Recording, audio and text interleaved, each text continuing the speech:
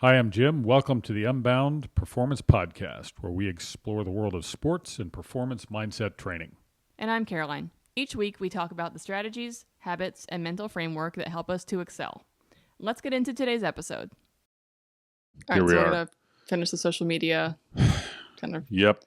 I think last time we talked about just like the distraction that it is and the more real-time feedback that you get from it rather than just the actual long-term effects that you have, and then the timing of these kids having phones and having access to all these things while they're still not fully formed in the brain. And that is one of the key points that Jonathan Haidt makes in The Anxious Generation, is that depending on how old you are, when you begin to be exposed, like crazy to smartphones and social media. And if you are older, so your brain's more developed when you say you're 18, 20, as opposed to roughly between ages of 9 and 15, that wiring of your brain, your brain is developing at an unbelievably rapid rate. And so if you're watching a steady diet of TikTok videos that last 20 seconds. TikTok is like the most downloaded app, even more than Google. Wow. Which is crazy. So you get a steady diet of 20-second videos. Yeah. What that's doing to a developing brain is not great for being able to maintain attention and focus. Exactly. For like down the road. It would almost be better if they were watching a steady diet of 3-hour YouTube videos. Would be for sure. even a better version of screen time, if you will. Yeah, even that like start and stop of that dopamine hit, right. I think is the problem. That I think I mentioned it in the last social media episode where I turned off notifications, but in a way that's actually made me open my phone more to open the app itself, right. which sort of defeats. I switched from one need to the other, and then Katie said last week when we were talking on the way out, she was like, I wish for anything for these kids not to be as addicted to their phone as I am. She was basically admitting, not that it's a bad thing. It is what we were given. But like the literal inability to just stop with the phones. And it's true for adults, but it's really true for less developed brains. And more long-term impactful. Yes, definitely. So actually I wanted to, Haidt goes over 4 what he calls foundational harms that have to do with smartphone / social media use. And the first one, social deprivation, which you spoke to some last time, where you'll have kids all in the same room, but they're all looking at their phone. They don't know how to speak face to face. And for girls, their social community moves online, and they then don't learn how to develop what I would say are more substantial relationships. Sure. And they're easy to move in and out of, which you talked about some the last time. But you wind up just kind of moving yourself out of a community, really. And, when we look at how humans have developed, societally, culturally over thousands of years, that community is what helps shape their norms, their values. And Leonard Sachs talks about it in his book, The Collapse of Parenting, which is really good. How children's peer groups, not only do they become more important than the parents and their impact, but then those peer groups become fragmented, which we'll talk about more here. And then what are they learning? Like they're learning, well, what's really important is that people I don't even know like me. And then for girls, Leonard Sachs talks about this too. Developing girls can realize they'll get more attention online by posting things that maybe are not a good idea. Right. And that's I think people very have troubling. This false sense of bravery or confidence too when it's it's one thing to say something online versus saying it to your face, or it's one thing to post a photo of you online versus maybe wearing the outfit out in public. I think it also gives you this sense of protection. Well, sense of feeling protection, but the reality is it's out there and it's out there for good. Yeah. Like Snapchat. I haven't had Snapchat since college, but I know when I first had it, it was you could see the picture for 10 seconds and it was gone. And I think they're now you can save it. I don't know, but that idea of like it being temporary, but the reality is anything you put out there is out there. Yeah. Someone knows how to find it. If it's not someone that that's posting it somewhere on the dark, like dark web kind of stuff, but it's out there and it's dangerous. And I think people think that it's innocent because it's, only up on this so-and-so screen for 10 seconds, or, it's just a picture. I sent it to that one person. Well, you can screenshot it. You can screenshot it. Right. Yeah. And then it's forever. Yeah. I'm trying to think now if screenshot was like a thing on my phone when I had Snapchat in college, because I don't think we did that. Oh, yeah, I don't know. I never had Snapchat, much to my regret. Okay, not really. But so that kind of social deprivation where we just deny a huge part of who we are as humans, this physical face-to-face in-person interaction, and then we wonder why anxiety and depression and really even suicide rates have gone through the roof since. I mean, there's a direct, I'm sure I mentioned last time, the hockey stick kind of hockey stick thing, like it's, and there's nothing else that occurred at that. Well, I mean, there's no way to replace that sort of, community, if you will, or family feeling. Like there's this reel I keep seeing. I need to remember who it was that said it, but he was saying, it was geared towards parents, saying like, it is so important to give your child a sense of identity for who they are in your family. Yes. Not just who they are, but like make them feel important to your family. If you want them to know that you are a safe place, know that you're a place that they can come home to, and when they're an adult, they can still talk to you about things or share things with you down the road, that like creating that identity as an individual, but also like how important they are as like part of that unit in the family is something that can give them that grounding sort of, home, literal home to go back to, when things are tough. And I think that's the way he put it was really grabbed me. It made me, I always want my kids to feel confident in who they are. And I try to share things with them to help them see, something that's special about them versus others. But that like identity as part of your family to me really changed the script a bit for me. Well, then you're helping them form their identity, right? Not total strangers or people they barely know. The second foundational harm he talks about is sleep deprivation. And that's why it's so big that they don't take devices into their bedrooms. One, you have no idea what they're accessing. Right.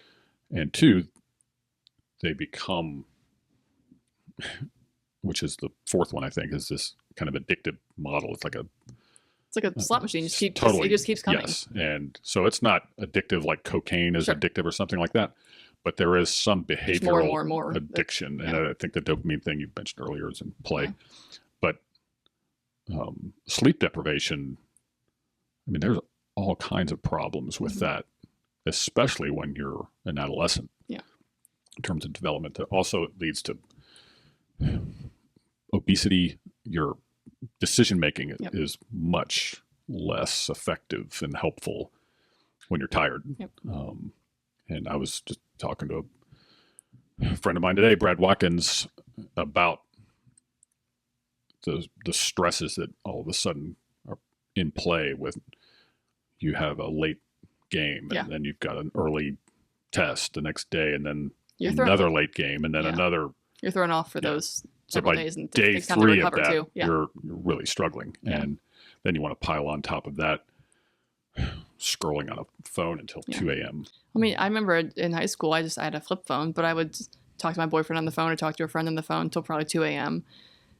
But that was, not that was good either. I needed more sleep, period. But that like, actually, first of all, I was actually talking to someone with a voice. And I think even if your kid is up till 2 a.m. texting a friend, that to me is a different interaction than someone scrolling social media until 2 a.m. Right. Like, because you are forming communication, you're forming connection, whether it's good or bad. There were lots of late nights of, fights with somebody or whatever.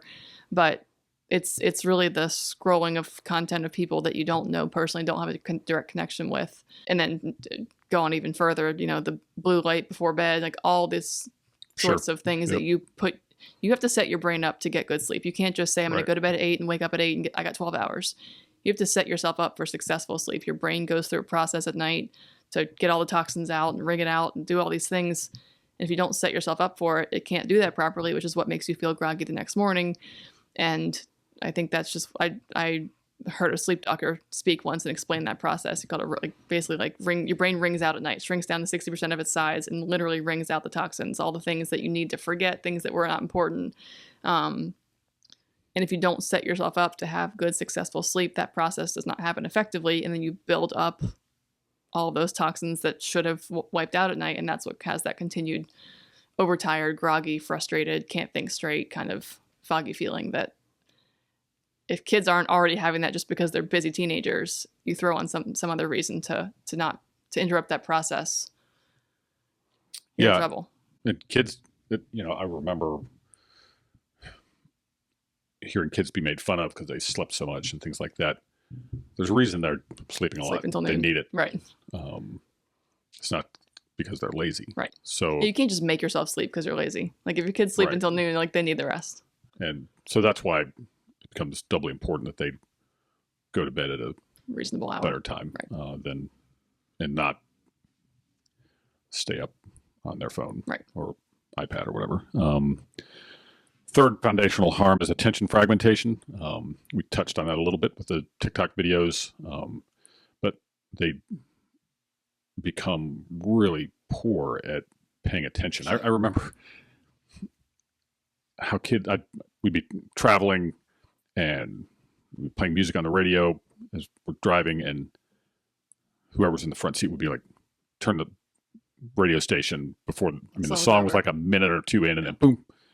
And I was like, what are you doing? Like, do you like that song? Yeah. Well, then let it play, but they couldn't. Yeah. Like it was, what else is what on? Else is there? Yeah. And I didn't understand that because I didn't grow up like that at all. Mm-hmm. And I'd be mad, like if the DJ started talking before the song was over, let alone somebody changing it to something turning else. The channel every minute and a half. But never mind where we expand into like a performance world, whether you're taking a test, you're playing a sport, you're playing a musical instrument, the ability to focus, to maintain focus, to refocus needs to be trained. Right. And when you're training the exact opposite between the ages of 9 and 15, then we wonder, why can't Susie pay attention? Well, because her brain's been hardwired like that. And, I talked about the meditation mindfulness thing before too, which probably talk about that every time we ever chat. But that ability to sit quietly for 20 minutes, well, to someone whose brain has been raised 30-second time frame, right, then that's really difficult. But it can be trained, and you can overcome that. But it takes real intention to do that. I think that's the big point too, right? Is at that age, that 9 to 15, I think you're saying, where they're developing rapidly. So it's very easy to create those mind connections of the 20 seconds, 20 seconds, 20 seconds on repeat. And you can train yourself away from it when you're 25, but the speed with which you're going to actually make the change, it takes a lot longer to retrain the other direction at that age than it does for them to do this in the first place at this age when it's just happening so quickly. So I would definitely encourage anybody who either feels like they are in that mind of 30 seconds, constantly scrolling, or a parent who, it's not too far gone. I think a lot of people are very quick to say well, this is what they're growing up with. Mm-hmm. The next generation is going to have something else. And so this is what they have. And so this is just how they're going to think. I mean, partially, yes, there are going to be definitely things that I had that you didn't, that my kids are going to have that I didn't. But I don't think we just need to thumbs up and accept everything just because it's here and new. Well, that's, the fourth foundational harm is addiction, which we talked about, the slot machine kind of mentality. But that idea that, it was always something, it used to be comic books and TV and rock and roll or whatever. True. People have been saying those things forever. Yes. However, this is unique in that we are opening up this entire virtual world to developing minds that they're learning how to function, and it's not good for them. Well, it creates this sense of immediate gratification all the time.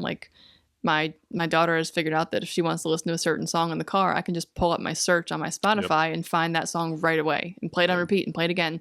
When I was her age, I had a little boombox with a tape that I had to wait for the radio to play my song, and I had this fuzzy version on a tape if I wanted to have that song on repeat at will. And it's just, I used to always be like, sure, though I also am now kind of like, this is my car, we'll listen to what I want to listen to sometimes too. But I have finally started just telling her, like, just can't find it. We can't always just get what we need right away, because that's mean. No, it's not. But it is. I mean, it's teaching her that, right. And same when that trickles into like seeing a toy they want. Well, can we go right now and get it? Can we just go? How much money do we have? Like, it's just this constant like instant gratification that you get from scrolling. You see the pictures and that triggers. You can get the music as fast as you want. That triggers it. You can get, I think it's just this like rapid access. Like, you see someone on Instagram with a pair of shoes you want. Quick Google image search, find it, pay for it. Yep. And you never even had to think about the fact that you spent the money, which is where I'm in a whole shift of that lately, where I'm just like, the amount of money I spend on stupid, household gadgets or like these little hacks for storing things. Just stop. Like, when I look at my Amazon bill, I'm like, holy crap, like this is just, and it wasn't something that I've said, I think I need something for this. Someone else was like, here's what I have. And I was like, I need that too. And I think it just creates this sense of like, not just comparison or, needing more, but it's that one step further of like, I need it now and I'm going to do whatever it takes, because you have a million different ways on your phone to get what it takes.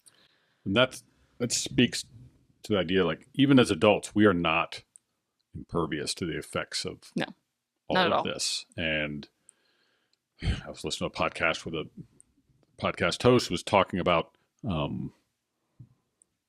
how much he feels impacted by negative feedback, like online, like somebody will comment on his work or his podcast, and he's a grown man, very successful, but it's like body blows. Still gets them, And I know for me, I have a friend who he'll post kind of provocative things on Facebook to get people like stirred up. Yeah, like a comment on something current affairs wise. And I didn't mean provocative in a lewd way. I knew what you meant. I was trying to get you to elaborate clear on that. No, I was going to. Our friend was posting provocative, I can't even say the word, provocative pictures. You got it. But, people will dive bomb him and say all kinds of things. And I can't even read the comments, let alone engage. I get angry, quickly about that kind of thing. The idea that, some people, they have a way of handling that kind of thing, and it does bother them. You have to know yourself, like what you're capable of, what's going to set you off. And for me, I choose not to allow those kinds of inputs. Sure. But even from a brain that's, even older than yours, and you can start, like, I've got most notifications turned off on my phone. But I've got to sometimes work at, did I get a text? Like, especially if I've texted someone about something. You're waiting to hear back. And and I make myself, I just turn the thing off, turn it over, and I'll check it when I'm done with this. Yeah, I have to put my phone face down a lot, because just you see it light up. Yep. I even have moments where, and this is because my daughter has never had a phone or any way for me to communicate with her outside of being face to face. But because we have that constant instant gratification, instant response to things, I'll have moments multiple times a week where I think, like, I wonder if she wants to do, run this errand with me when I get home. And I have this instinct to like text her and ask her if she wants to do this thing with me when she gets home.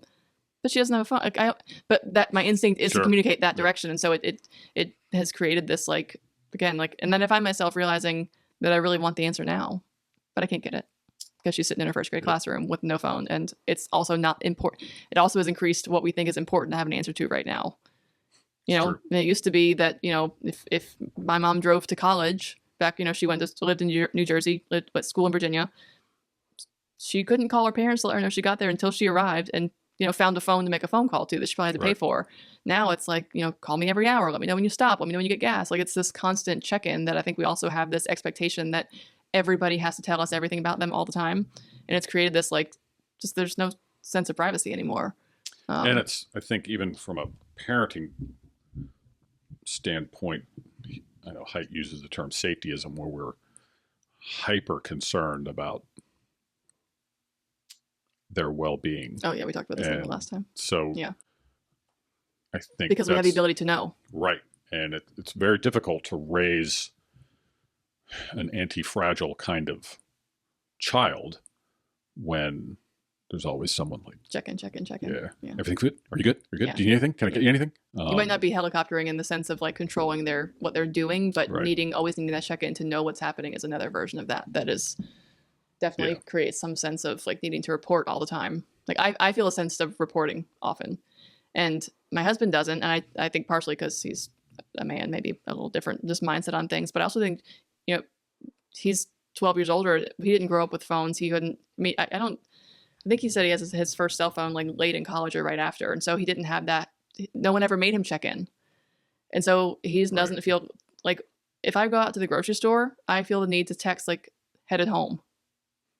We live the grocery right, like it's just that instinct. And then on the flip side, if he says he's going to the grocery store and he takes 20 minutes longer than I think, I'm like, well, where were you? And he's like, I went to get gas. And in my mind, he should have let me know he was also going to get gas. But the reality is, like, he doesn't. I think it's just created this sense of like, let me know every single step of what you're doing all the time. And I don't know, maybe we're rushing to worst case scenario where like he could be laying in a ditch somewhere. I definitely go to that place. But at the same rate, 30 years ago, you just had to manage your anxiety that they weren't laying in a ditch and wait until they came home. Yep. And I mean, there's definitely negative pros and cons to both, but I think it is that just like expectation that because we have the ability to communicate everything we do, that we should. I see a lot of stuff on social media right now that says, if I don't respond to your text message, it's not because I don't want to talk to you. It's just because I've decided that the time that I have is more important doing whatever else than responding to you. And people take it personally. Oh yeah. Like, hello. And I'm like, I hate a hello text. Or like, guess you didn't want to do that. I have a friend that does that. And I'm delete. like, I have a friend that'll be like, welp. And I'm like, oh my God. Like, but it's just that expectation that people can constantly access you that is exhausting. And so bad for the young kids. For lack of privacy and feeling they need to share everything all the time.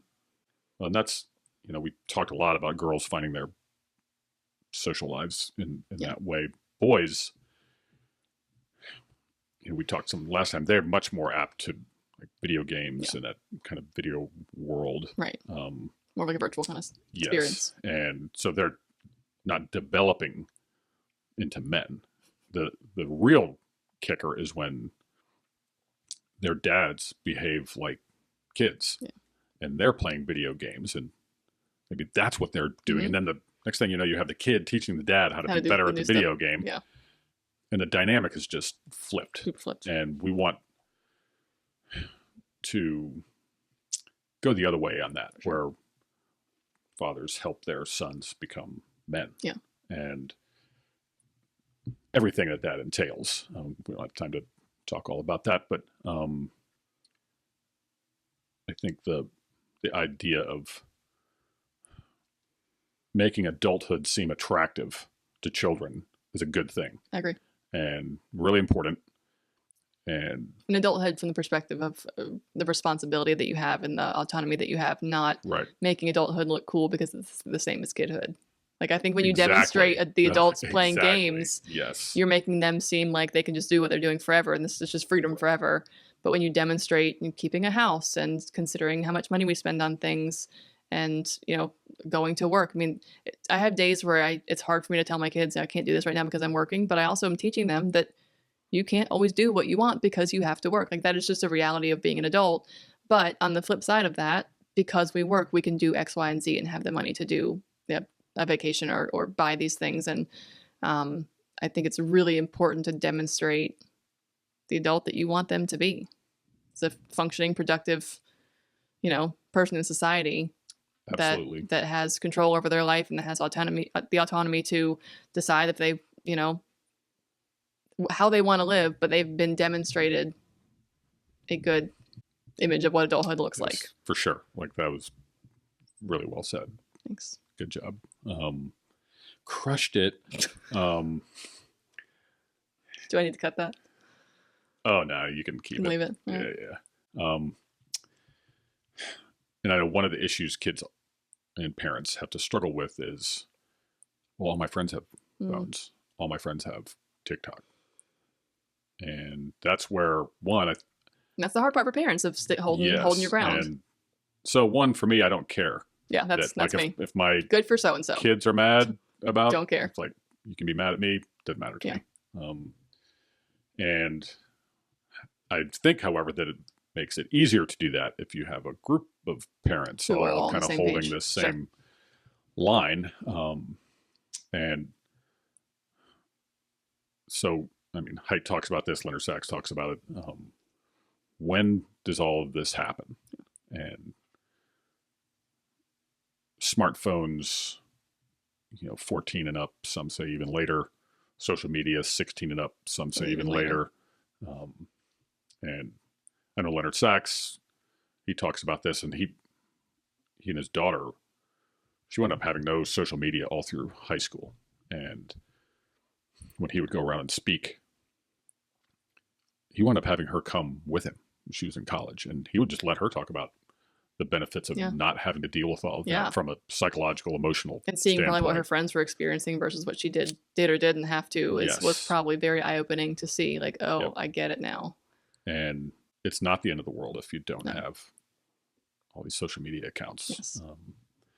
And just the idea that we're going to trust this. I mean, you talk about the wild, wild west. Oh, yeah. The internet is exactly that. Mm-hmm. And it's a dark, dangerous hole. Yeah. Kids do not know how to navigate that. And they can't, there's no way a kid is going to defend themselves against having. No. Well, I've read these studies where the rates of anxiety and depression are much higher. They're not able to do things like that. Right. So they need to be able to say, my mom and dad won't let me have it. Fine. Yeah, that's fine. Yeah. Tell them that every single time. Yeah. And I'm good with that. Yeah. And if their mommy and daddy wants to call, that's me. Like, let's go. Anytime. Chances are, though, that won't be happening. They'll be like, that's nice. Wow. Huh. Yeah, I mean, I've even found myself forces. I've even found myself, with my daughter's friends. They'll be like, "Can she do whatever?" And I'm like, "No, well, why not?" Because her dad and I have decided that she's not going to get to do that. It's just, and I leave it at that. I don't need to explain myself. I have no, whether it's a parent or a kid asking me, just sorry. Sometimes I get so obnoxious about it. Well, that's because we're better parents than they are. Oh, that's what we say. When we're behind the scenes, that's always like the. Wow. So I'm just kidding about that. Sort of. I think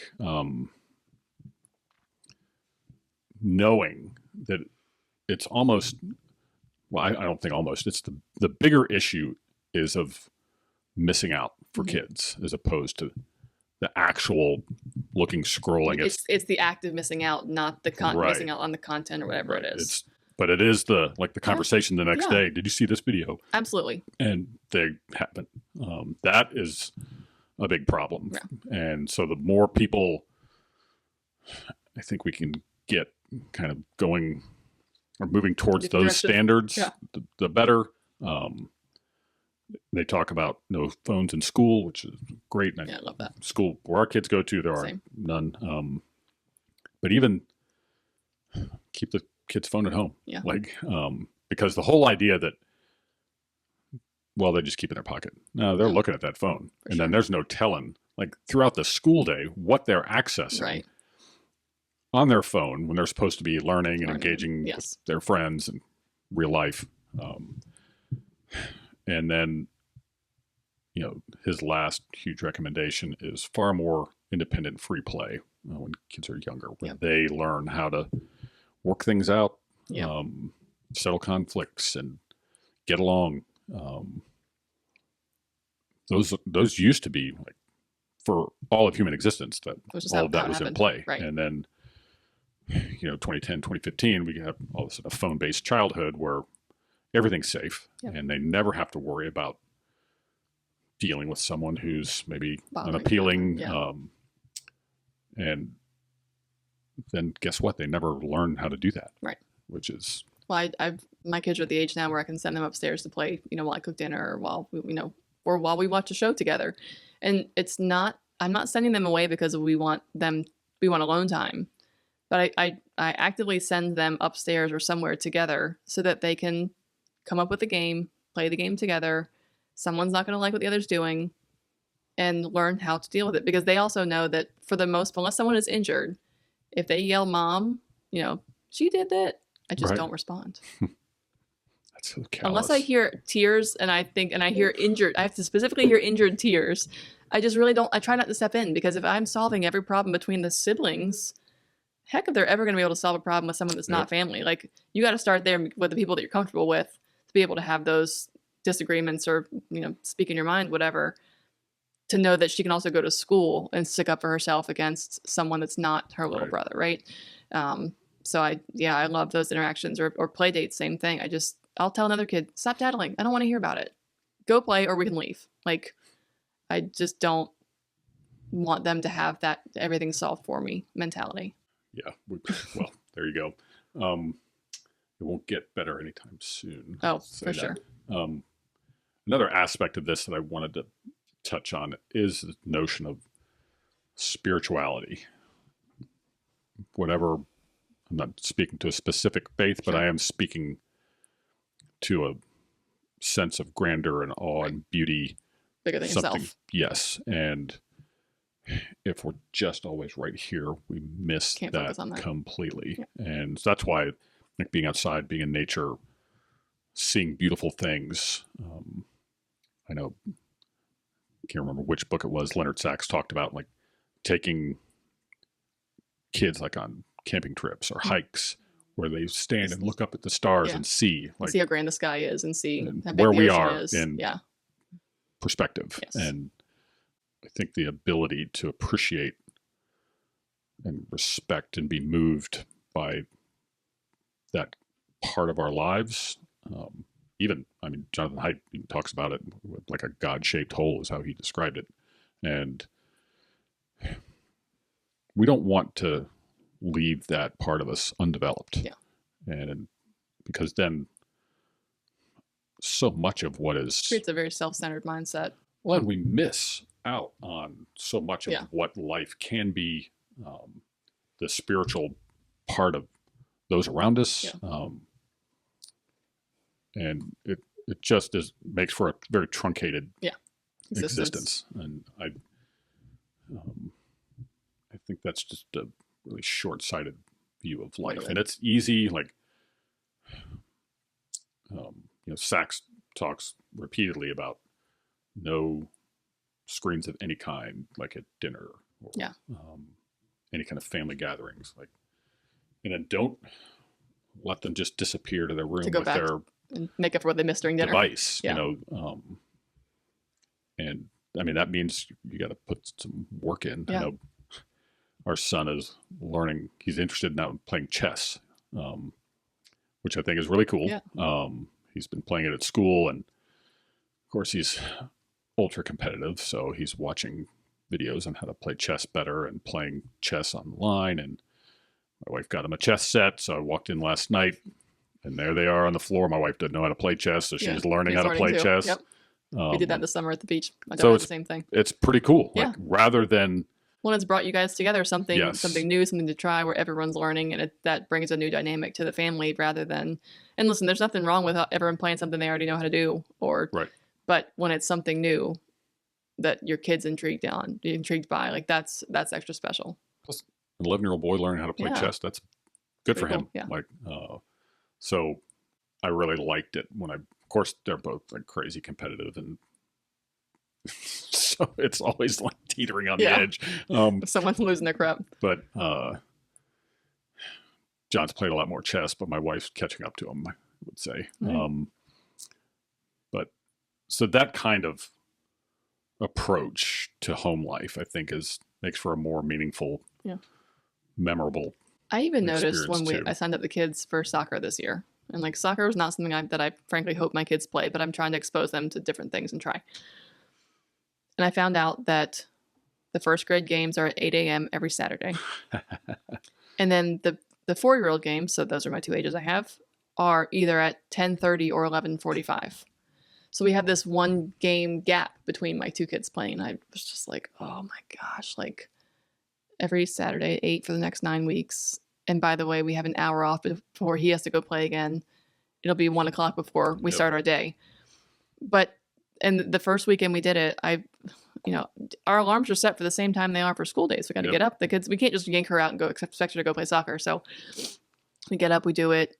We go to her game. We come home. We have 55 minutes before we have to be back at the field. So we're just laying around, go back and play soccer. And we're getting in the car from the second game. So we've done everything. And I actually thought to myself, it was kind of nice to have a family mission. While it wasn't what I necessarily was dying to go do, the four of us were on a mission together rather than all right, I'm going to go to the gym now. When I get back, you can go do your thing. And then kids will do this later. Unlike a normal Saturday where it's everyone's just trying to fit in what they want to do. And we arrange it that way. All four of us had something to do together. And I found myself that was kind of fun. It was nice for all of us just to all be on the same page. And that was something that really was all right. It changed the perspective for me. And I still don't look forward to 8 a.m. on Saturdays, but I also realized that by the time it's all said and done, I know that I will say, you know what, that was fun to all be together. We supported one another, and we still got our workouts in. So kids still got to go play outside. We still got to cook dinner. I didn't miss out on anything by waiting until noon to start my day. Nice, it's cool. It's one of my favorite quotes from the next generation. It says, "This is the great irony of social media. The more you immerse yourself in it, the more lonely and depressed you become." So it's not that social. Yeah. No. And I think that's where that kind of experience you just described that's where we thrive. Yeah. And you feel uplifted and you feel right. Even just at school, all school mass this morning, whenever I go to the kids, because it's not typical Catholic mass, it's very kid friendly, lots of fun songs and every time I'm in there, I just feel good when I leave. The kids are all happy, having fun. And I don't really think that it's because we are in church. I think it's just seeing a community of people come together for one purpose, enjoy spending time together.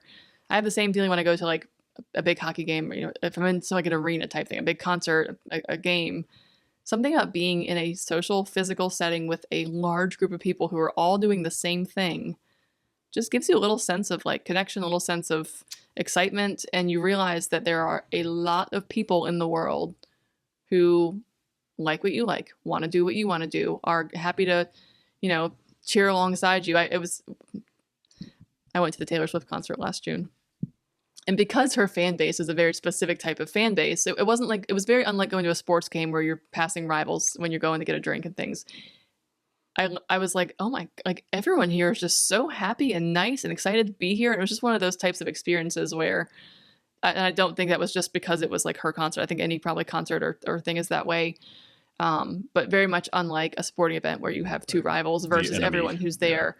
Yeah. It's a different experience to see people be excited and on the same page. Because we on social media, it's so easy to find people who post, like you said, that friend posting, things to get responses or things that you don't agree with. But anytime you get to experience something where more than one person is on the same page and enjoying something and doing things together for a common purpose, to me, that's just nothing better than that.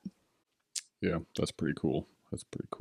The idea of coming together, that's what people are. Yeah. We're social beings, but it requires more than just this very loose, tenuous connection through the internet. Yep. And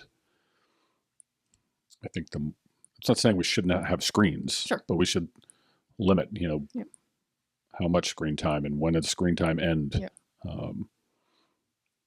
so that they don't miss out on all these great things that life has to offer. Yeah. And never mind from a mental health standpoint or a performance standpoint. Sure. I think it can be a rich existence if that's what we pursue.